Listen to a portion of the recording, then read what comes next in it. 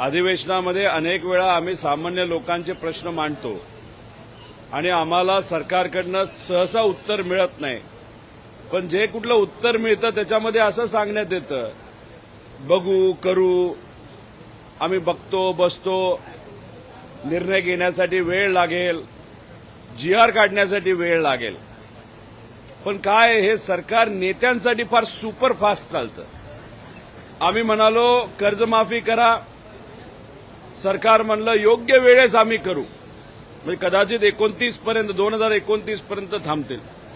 काल शिक्षकांचा प्रश्न अतिशय महत्वाचा होता.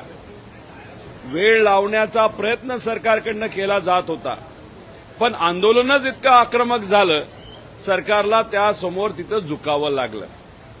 त्याच्याचबरोबर इतरही, जसं विम्याचा प्रश्न आहे, लाडक्या बहिणीचा प्रश्न आहे, ह्याला सगळ्याला वेळ लागेल, थोडा वेळ आपण थांबूया, त्याला प्रक्रिया असती.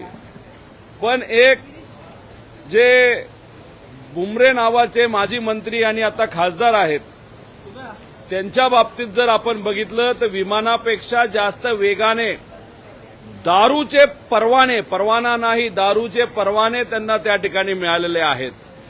मग एखाद्या सामान्य व्यक्तीला जर त्या ठिकाणी तो परवाना घ्यायचा असेल तर त्याला खूप मोठी प्रक्रिया असते.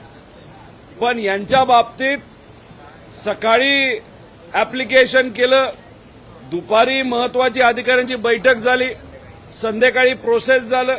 म्हणजे सुपरफास्ट, म्हणजे सुपर डुपर फास्ट. म्हणजे हे सरकार नेत्यांच्या दारू परवान्याला एका दिवसात 2 दिवसात परवानगी देतं, पण गरिबाचा एखादा मुद्दा, एखादा विषय आला तर त्याला प्रलंबित ठेवतं. हा खरा या सरकारचा चेहरा आहे.